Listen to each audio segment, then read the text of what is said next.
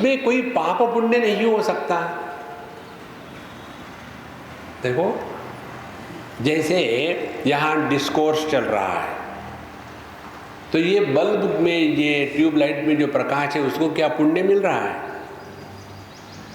या तो यहाँ डिस्को चल रहा हो तो क्या पाप मिलेगा? यदि ये मंदिर की मूर्ति को प्रकाशित कर रहा है तो भाग्यवान है, और यदि टॉयलेट की कमोड को प्रकाशित कर रहा है तो क्या पूर्व जन्म का पापी है? देखो संतो, यह सिद्धांत है, इसमें मैं को कहीं स्थान नहीं। इसीलिए वेदांत शास्त्र हमको मैं से मुक्त कराता है। ठीक? तो ममई वंशो जीवलोके जीवभूत सनातनः मनश्चष्टानि इंद्रियाणि प्रकृतिस्थानि कर्षति। और यह मनश्चष्टानि इंद्रियाणि प्रकृतिस्थानि कर्षति, और यह जो सिद्धांत प्रकट हो गया, यह प्रकृति में 5 इंद्रिय, 6वां मन, इन सब को प्रकट करता है। देखो, परमात्मा का प्राकट्य मन के रूप में हुआ देह में, देह सजीव हो गया। मन का प्राकट्य आंखों से हुआ, उसको दृष्टि कहते हैं। उसी मन का प्राकट्य कान से हुआ, उसको श्रवण शक्ति कहते हैं। तो एक ही मन 5 या 10 प्रकार से प्रकट हो रहा है। उसी प्रकार से एक ही चेतन सत्ता सभी देहों में मन के रूप में प्रकट होकर के देह को सजीव बनाती है। ये तो केवल एक सिद्धांत है, इसमें मैं को कहाँ स्थान है। इसीलिए यह जो मैं है, ऑपरेशन आई इज वेदांत चिंतन। और संसार क्या है? संसार है ICICI bank. I see I am confused. I see identity crisis. That is what I is. देखो, और इसमें हम कितने फंस जाते हैं। एक बार किसी लेडीज का फंक्शन था, वहाँ हमको बुलाया, हम गए। प्रवचन होने के बाद एक लेडी ने प्रश्न पूछा, स्वामी जी, आप लोग माने पुरुष वर्ग, आप लोग स्त्रियों को गायत्री मंत्र का क्यों नहीं उच्चारण करने देते?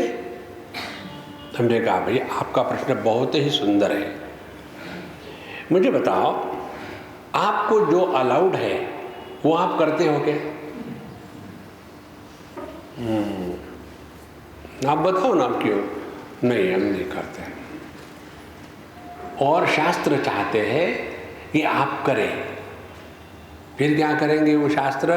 फिर शास्त्र बताते हैं स्त्रियों ने ओम और गायत्री का जप नहीं करना चाहिए। क्यों? हम करेंगे।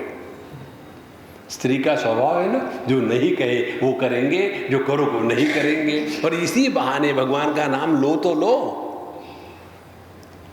इसमें फंसो मत, मैं को पैदा मत होने दो।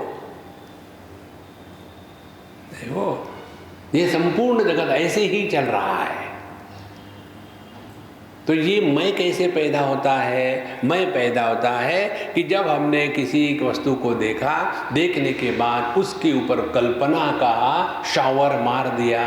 ये वस्तु अच्छी है, बुरी है, आवश्यक है, अनावश्यक है, मेरे पास नहीं है, मेरे पास ज़्यादा है। इसी से ये मैं बढ़ता है। ममई वंशो जीवलोके जीवभूत सनातनः मनश्चष्टानि इंद्रियाणि प्रकृतिस्थानि कर्षति शरीरम यदवाप्नोति यच्चाप्युत्क्रामतीश्वरः। और यह जो परमात्मा जीव रूप से किसी भी शरीर में प्रकट होता है और शरीर का त्याग करता है, तो ऐसे थोड़ी है, जरा ध्यान से सुनना, जो जागृत पुरुष है वो सपना नहीं देखता, क्योंकि स्वप्न पुरुष जागृत पुरुष का कोई संबंध नहीं है। जो जागृत पुरुष है वो सोता भी नहीं, क्योंकि सोने वाला जागृत पुरुष नहीं हो सकता। फिर भी हम कहते हैं ना कि मुझे अच्छी नींद आई थी, बीच में बुरे सपने आए थे। ये कौन कहता है? ये जागृत पुरुष नहीं कह सकता। ये कहने वाला वही हो सकता है कि जो जागृत में रहते हुए भी जागृत पुरुष नहीं बनता, जो सोते हुए भी नहीं सोता, जो तीनों अवस्था में प्रकाशक रूप रह करके तीनों से अलग है, वही ये वाक्य कह सकता है। देखो, इसीलिए जीव नाम की जो वस्तु है उसमें जो हम फंसे हैं, उससे निकलने के लिए वेदांत चिंतन है। तो कहते हैं उत्क्रामंदम स्थितम वापि भुंजानम वा गुणान्वितान विमूढ़ा नानुपश्यन्ति पश्यन्ति ज्ञान चक्षुषा। अब देखो यहाँ कहते हैं कि पहले उत्क्रामंतम, इस देह का त्याग हो करके निकल गया, स्थितम, इस देह में रह करके सभी भोग को भोग रहा है।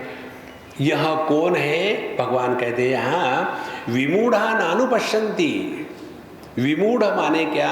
जिन्होंने मूढ़ता में, मूर्खता में डॉक्टरेट कर ली है, उनको विमूढ़ कहते हैं। माने मूर्खता की पराकाष्ठा है। क्या है मूर्खता की पराकाष्ठा?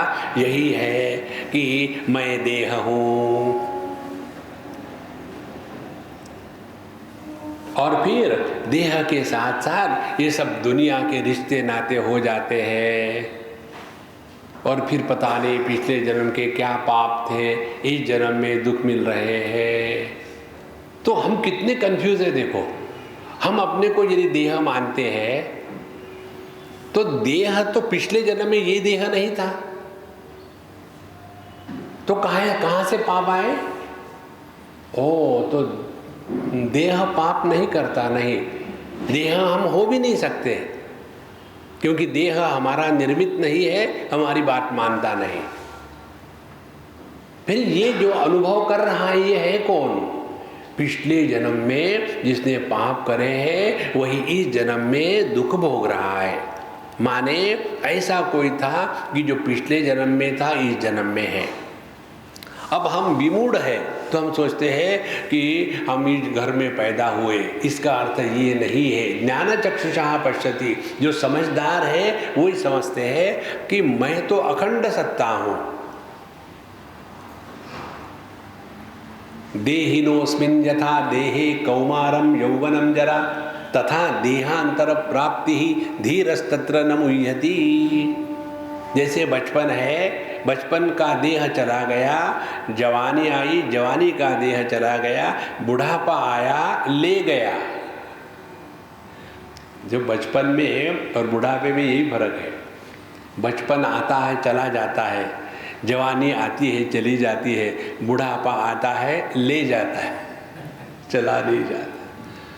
लेकिन जिन्होंने ज्ञान चक्षु अपने को पहचान लिया है, उनका बुढ़ापा भी चला जाता है और ज्यों के त्यों है, क्योंकि उनकी समझ स्पष्ट हो गई है कि एक ही चेतन सत्ता पर ये भिन्न भिन्न देह अध्यारोपित हुए और फिर उनका अपवाद हो गया। देखो, एक से अनेक कैसे बनते हैं, और एक से जो अनेक बनते हैं उनको सत्य मानते हैं, उसी को जीव कहते हैं। एक ही आदमी है, एक उपाधि है पिता की, तो उस आदमी को पुत्र कहते हैं। वही आदमी है, उसकी उपाधि है पत्नी की, उसको कहते हैं पतित पावन सीताराम। तीसरी उपाधि है पुत्र की, तो उसको पिता कहते हैं, और जो फ्रस्ट्रेट हो जाता है तो पीता, दीर्घ मात्रा हो गई। तो एक ही आदमी